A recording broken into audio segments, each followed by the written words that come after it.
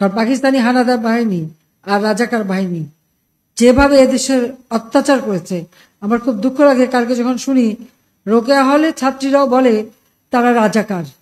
তারা কি জানে ৭১ সালে ২৫শে মার্চ কি ঘটেছিল? সেখানে ৩০০ মেয়েকে হত্যা করেছিল, ৪০ জন মেয়েকে রেপ করেছিল এবং এদের ধরে নিয়ে পাকিস্তানি ক্যাম্পে নিয়ে গিয়েছিল।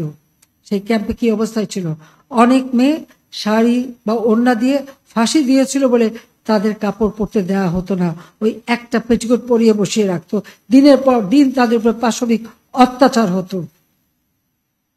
তখন যখন তাদেরকে উদ্ধার করা হয়, এমনকি একজন আমাদের মিত্র শক্তি ভারতীয় একজন শিখ সৈন্য তার মাথার পাগড়ি খুলে ওই উদ্ধারকৃত মেয়েকে তার গায়ে পেঁচিয়ে তাকে উদ্ধার করে নিয়ে আসে। এটা একটা ঘটনা না, এরকম বহু ঘটনা। আমাদের মেয়েরা বসে থাকতো না, তারাও কিন্তু কাজ করত। পিরোজপুরের যে মেয়েটা, তাকে ধরে নিয়ে যায় ক্যাম্পে, রান্না করতো এবং তার উপর পাশবিক অত্যাচার হতো। কিন্তু ওরই ফাঁকে সে ওদের খবর নিয়ে সেই নদী সাঁতরে পার হয়ে রাত্রেবেলা চিতলমারিতে যেয়ে সে মুক্তিযোদ্ধাদের কাছে খবর দিয়ে আসতো। ধরা পড়ার পরে তাকে গাড়িতে, দুটো গাড়ির সঙ্গে তার দুই পা বেঁধে সেই গাড়ি দুই দিকে টেনে তাকে ছিঁড়ে টুকরো টুকরো করে ফেলা হয়। এইসব অত্যাচার রাস্তায় লাশ পড়ে থাকে, এরা দেখেনি, তাই নিজেদের রাজাকার বলতে তাদের লজ্জা হয় না। হ্যাঁ, আমাদের গেরিলা যুদ্ধ হয়েছে, এখানে কেউ শান্তি কমিটিতে, কেউ রাজার কমিটিতে ছিল, কিন্তু অনেকে মানুষের ক্ষতি করেনি। কিন্তু যে বাহিনীগুলি তারা তৈরি করেছিল, তাদের হাতে অস্ত্র দিয়েছিল এবং তাদেরকে দিয়ে মানুষের ক্ষতি করত, অত্যাচার করত এবং লুটপাট করত, গণহত্যা চালাতো। তাদের বিরুদ্ধেই আমরা ব্যবস্থা নিয়েছি, তাদেরকে বিচার করে তাদের ফাঁসি, অনেকের ফাঁসিও দিয়েছি। তাদের বিচার করে এই যারা তাদের দ্বারা নির্যাতিত তারা ন্যায় বিচার পেয়েছে। দুর্ভাগ্য যে এখন যখন শুনি সে মেয়েরাও স্লোগান দেয়, এটা কোন দেশে আমরা আছি, এরা কি চেতনায় বিশ্বাস করে, কি শিক্ষা তারা নিল, কি তারা শিখলো, সেটাই আমার এখন প্রশ্ন। যে মুক্তিযুদ্ধ আমাদের গর্বের,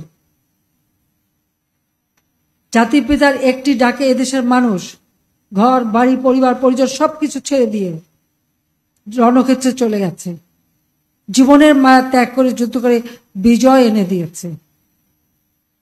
আর এই যারা ওই বাহিনীতে ছিল তারা এদেশের মানুষের উপরে অত্যাচার করেছে, সেটা তো আমাদের ভুললে চলবে না।